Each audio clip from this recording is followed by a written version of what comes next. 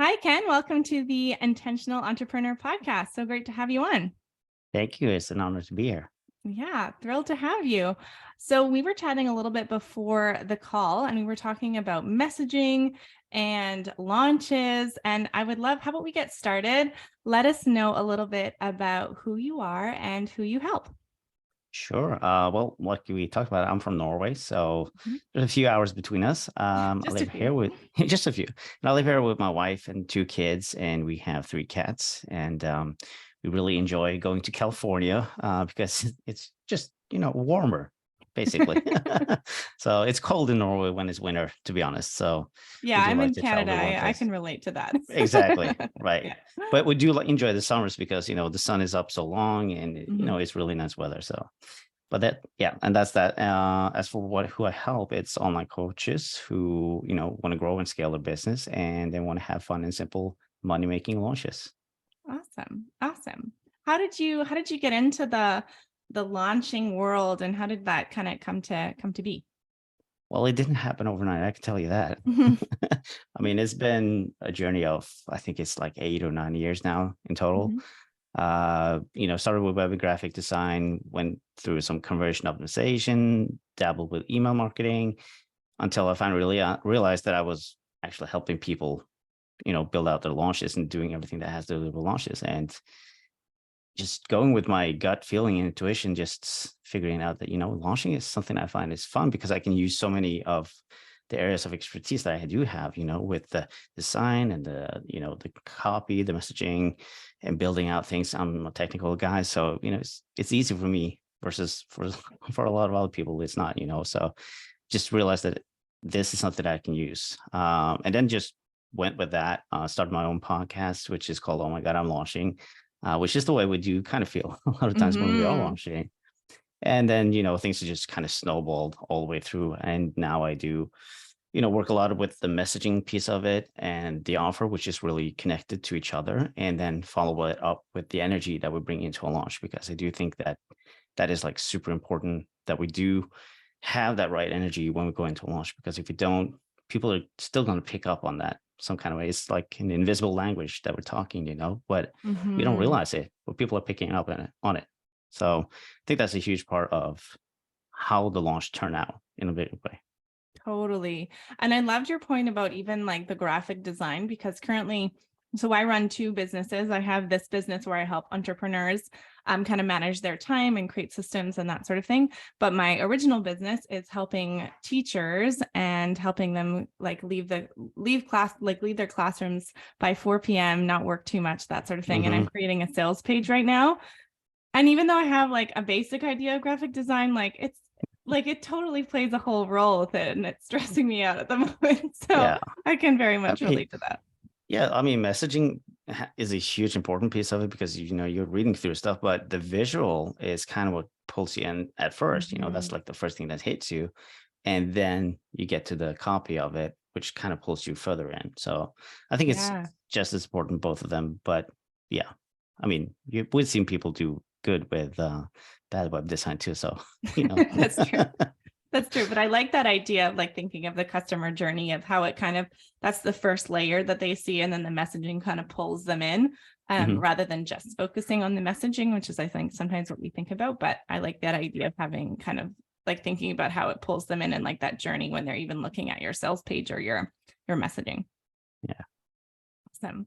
So I love, well, let's talk because some of the people listening I know will be launching and will be in that launch zone. And other people I know listening will definitely be more on the evergreen side of things. But for people, we're going to talk about both. But for people Mhm. in launching, I know I have done evergreen and I have done launching, and launching can feel stressful. Hence your title, your podcast title of Oh My God, I'm Launching. Yeah. What are some of the things that you recommend to your clients so that they can feel calmer during a launch, so they can manage the energy that they have going into a launch so that they can feel good and not have that kind of like repelling, stressful energy going into it? Well, first of all, obviously, when you're going into launch, don't launch because you need the money now, because Mm, that brings a desperate energy into the launch. yeah. So if that's the motivation, then you're launching for the wrong reasons, basically. I Mm, understand that sometimes we do need the money, but don't try to let that kind of control the whole launch. Don't lead with that, because it's going to just, yeah, it feels off for people. They can pick up on it basically. Right. So try to set that aside and just think about, this is a service. You're trying to serve people, you putting an offer out there that can help people, and trying to focus on how this could help people instead of focusing on, oh, I need this money now. I gotta Yeah. pay some bills and stuff like that. But it's just the way it is, obviously. But if you can actually put that aside and think about the people, things are going to shift in a big way, obviously. And some of the other things, obviously, is, we feel really overwhelmed when we try to launch. What I've seen is that has a lot to do with that there's so many moving pieces in a Yes. launch, and we take on all these jobs basically to manage our launch. So, by the counts of what I've, figuring things out, we have 15 jobs inside of a launch. Right. Actually, well, sometimes a few more if we're handling a couple of social media accounts, and doing Facebook ads, and you're doing YouTube ads and Google ads, and it kind of just builds on. But 15 jobs in a launch, obviously that's going to feel overwhelming. And the best way to deal with it is obviously to outsource some of this. Yeah. And a lot of people are scared to do that, because if I'm going to outsource, it means I'm going to hire someone, maybe full time. I can't afford that. But you don't have to start full time. You can get a VA who just works a couple hours a week just to handle some of the simple stuff, like replying to some emails, do some customer service, maybe posting on social media for you. Really super simple stuff that doesn't really take a long time, because all the work is done. They just kind of need to put it out there, but it helps you take some load off from all the things that you need to do, which means that you can focus more on, creating content or showing up for your audience, basically. But yeah. Like, I think that's such a great point, because like I was working with a client recently, and we were talking about her content creation strategy, which isn't launching per se, but it's similar, because it seems like, right. Oh, I just need to put out content, but we don't think about all of the steps that come before it to actually have that thing happen. And so she was creating, 4 or 5 pieces of content per week, where she could, like, when we were talking about how can you recycle your content, and like, she's like, oh, I'd like to, but it seems difficult. I don't know how to coordinate that with my VA. And that's because there are so many more steps that need to happen in order to actually make that produce that final product. And so with a launch, I think it's similar. Is like, oh, I want to launch. I know I need to create a webinar. You can think of a few pieces, but when you said, I think you said what, 15 roles that go into a launch. So like, there's so much planning involved when you think about it, because there are so many different steps. It's not just create a webinar, write a sales page, and a few emails, and that's all there is to it, right? Right. But at the same time, I do want to make sure that people understand that they can do it really super simple. I mean, I've heard people, just launch through having a Facebook group where they show up once a week, and all they do is link out to a checkout page, and that's it. And people buy, and there's people who are doing just selling on social media, social stories, or something like that. And that's enough, straight to a checkout, or just have a conversation in the DMs, and that's it. So it can be really simple, at least in the beginning. I mean, as you grow a team and things get bigger, obviously then you can do all of the things and have all the bells and whistles. But until then, try to keep it as simple as possible. Like, what is the minimum stuff that you need to kind of get that launch going, instead of trying to do what you see, the experts are doing out there. The people who've been doing it for years, right? Exactly. I love that. I'm all about like the minimum viable product. Like, what's the minimum we can do to actually get this thing going, and then refining as you go and adding and to it, rather than starting new things. So if someone is listening and they're thinking, oh, I'd like to maybe launch, I've been doing sales calls, I'd like to do a launch, how could they start? Like, what would be their minimum viable product that they could start with? That's a tough question to answer, to be honest, because in my opinion, you can do it in any kind of way you want to. I mean, you can choose to do a webinar, you can choose to do a live launch, you can choose to do a challenge, you can choose to do email launch, because they have all been proven to work. Obviously, there's going to be people out there saying, oh, you have to do this, or you have to do that, and webinar is dead, and email is dead, and all that stuff. But we all know that they all work for different people, but that Hmm. has a lot to do with, who they are as a person, and what they do is they found a way to launch, which, lights them up, gets them excited, where they can bring in that energy of excitement, and that's going to be contagious to the audience. They're going to just Yeah. be rallying on that and just whatever you're selling, I want to buy it. So it's a matter of just finding what kind of event, basically launch event, suits you. What is it Hmm. what's that one thing that's going to light you up and get you excited? And maybe you have to try a couple before you actually figure that out. And that's, launching is all about testing and figure things out and figuring out what doesn't work, obviously. Hmm. Um, but yeah, I mean, there's no one size fits all with Totally. Well, launches. I love that first question that you suggested is like finding the right style for you that's going to light you up. Like I like to help people kind of see what they're like, give them a lens to make decisions through before they just Mhm. start launching into a project, because then there's all these little decisions and you don't kind of have a guiding light. So I love how you said like, what's the style that's going to work best for you, and finding the thing that's going to light you up the most that feels more aligned for you. And that's Mhm. what it sounds like, what you kind of recommend, that some people are maybe going to like a challenge, some people are going to like a webinar, and finding the thing that feels good for you. Exactly. Awesome. That's exactly what I'm talking about. I love it. Let's switch gears, because I know a lot of people that will be listening are more in the evergreen style, which I mean, one could argue that that's a launch as well, but I would love to hear a little bit more about the messaging and how that plays a role in our offers and selling. So what are some, I know that you know a lot about messaging, and what are some clues for us, if we're, for the folks listening, that what are some clues to know that, oh, my messaging is off? How could I know that my messaging isn't landing? Well, definitely you're going to be feeling like it's crickets when you launch. Like people are not engaging, they're not responding to whatever you're putting out there. Hmm. You're not getting people to register for, say a webinar, or people are not buying. Maybe. I mean, obviously there could be other things that affect launch, but usually when we experience those problems, it oftentimes has to do with the messaging. It could be Hmm. the messaging or it could be offer, but the messaging is kind of what gets people in to the launch. Yeah. So when you start, the thing with messaging is that you really have to talk to people in a way that you show them that you understand the problem they're experiencing. And you got to show it from their perspective, not your perspective, because obviously Hmm. you know how to solve the problem and you know how to deal with it. So you're going to be talking straight over their head if you're not talking, to where they're currently at. So the problems they experience right now in the way they see it.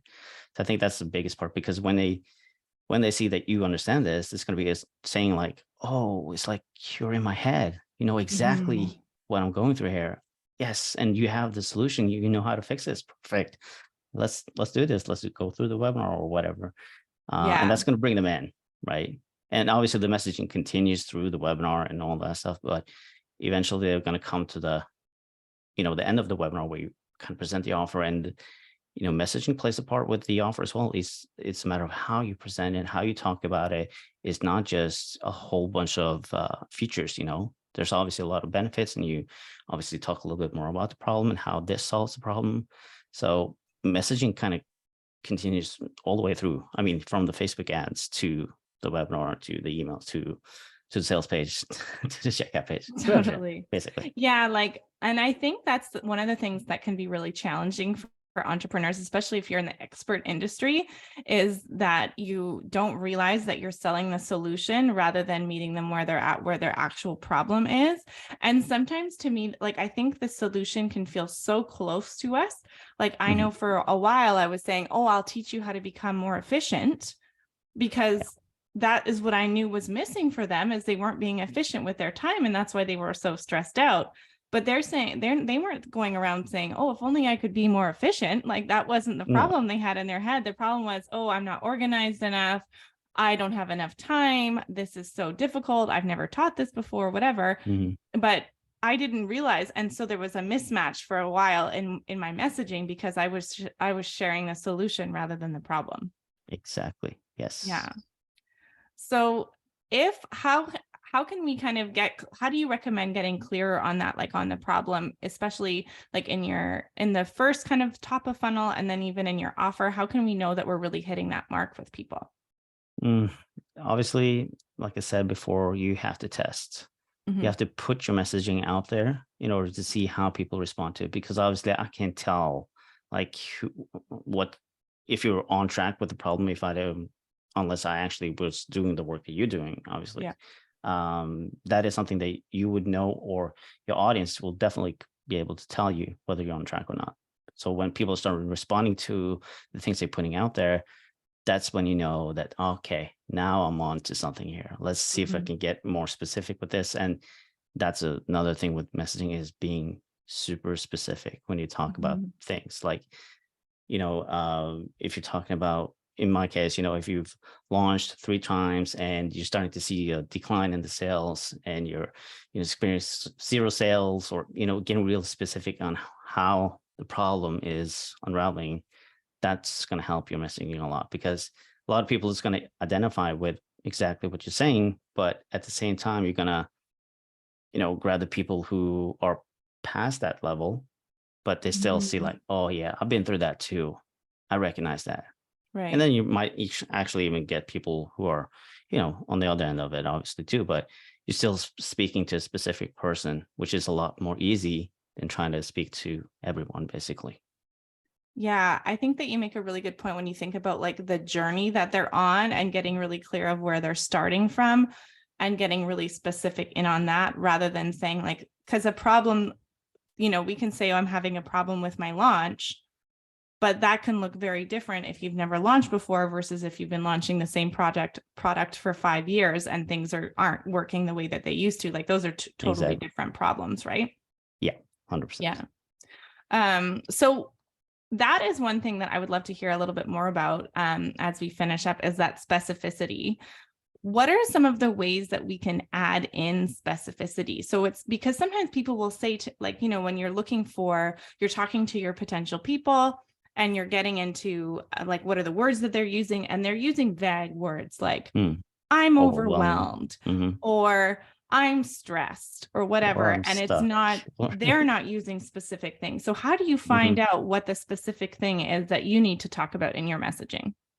Well, obviously, in the beginning, it could be potentially a little bit hard because you may not have worked with clients, so you don't know what the pattern looks like. But obviously, Mhm. if you, just go into a Facebook group, and it's, where the ideal clients basically are, you can start looking at the posts that they're posting, and, kind of dissect what are they talking about here? What are the problems they experience? What are they saying here? Like, what are Mhm. the specific things that I could pull out? But, when you're talking about getting specific, it could be as easy as just putting some, number on it, like a time specific, you've been stuck for 3 months, or plateaued for 3 months in sales, something like that. Mhm. Or, uh, yeah, just putting a number to it helps a lot, Mhm. because then it gets really specific of how many times you try to launch. Well, if you try to launch 5 times now and you're still not seeing the results, then there's going to be people who's been launching for 5 times, and it's going to say, oh yeah, that's me. Or it's going to be people who launched 7 times, and it's going to say, oh, well, yeah, I'm still struggling after Yeah. 5 launches. Or they're going to be people who, oh, I'll just launch once, so not me. But that's fine, trying to talk to every single one, but you get really Mhm. specific by putting a number to it. And I think the thing that I really like about what you're saying too with the number is, even if you say 5 times and they've said 7 times, they're still in the ballpark. Like I think sometimes Yeah. we're afraid to get really specific with a number and say, this is the number, like the result that I can produce. But when you get specific, people can have that dialogue in their head of like, oh yes, that's me. No, that's not me. Or I'm not quite there, but I'm pretty close to it. So this is still Hmm. relevant for me. Right. Rather than like, I think there's something to be said for not being afraid to try that out, test it out and see how it goes. And you can always refine from there. Yeah. It can be scary to feel like I'm getting too specific now, but you're not. You're still going to hit more people than try to like talk to everyone and be vague about it, because people Mhm. are really going to be drawn into that specificity, basically.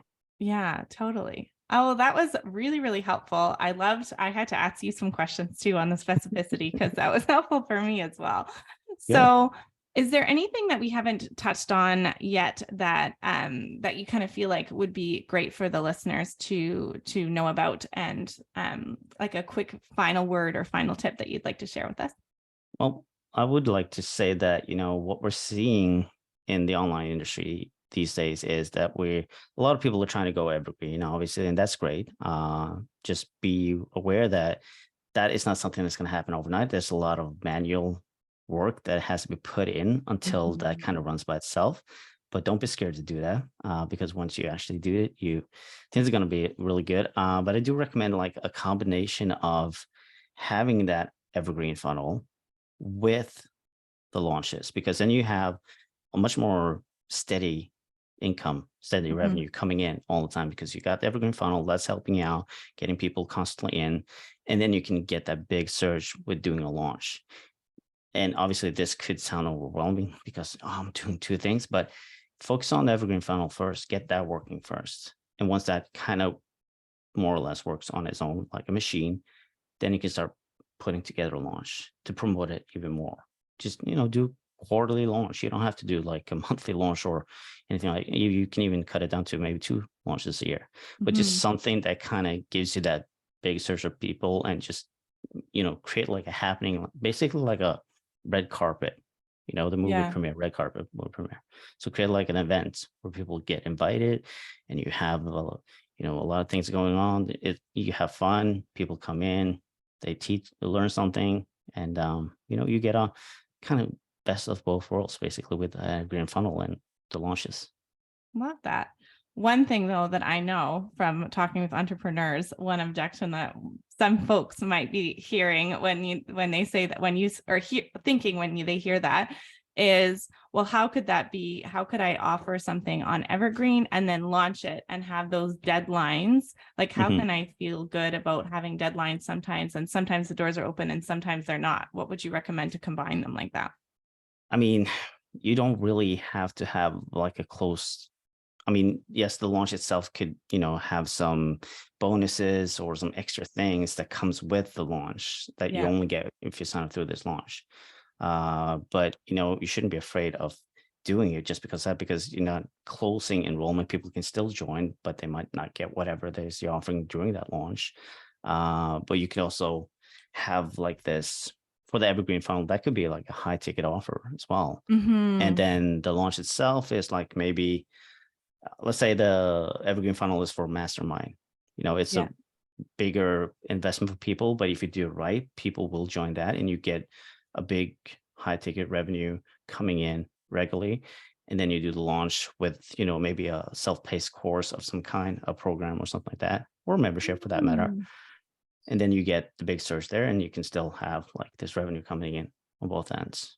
I love that. I love that, even just saying like it doesn't necessarily even have to be the same offer. Like just because you're doing the evergreen, like it could be the ascension model, it could be different variations of the same offer, or it could be 2 different offers that you're selling in different ways to kind of have that predictability in your business, but also have those surges to kind of boost you up as well. Yeah, and evergreen doesn't have to be low ticket, by the way. If people think that, it could be high ticket for sure. Definitely. Well, thank you so much for coming on today, Ken. It was great to have you. Love to hear your insights for launching and messaging. Where can the listeners find you if they want to find out more about you? How can they connect with you? Well, they can obviously listen to the podcast. Oh my God, I'm launching. Or they can find me on Instagram at Ken Westgaard, or they can just go to kenwestgaard.com. But, mostly I'm on Instagram. They can send me a DM. I'm happy to chat. Perfect. Well, we will make sure to link all that up in the show notes. Thank you so much for coming on today. It was great to have you. And I look forward to connecting with you on Instagram. Thank you.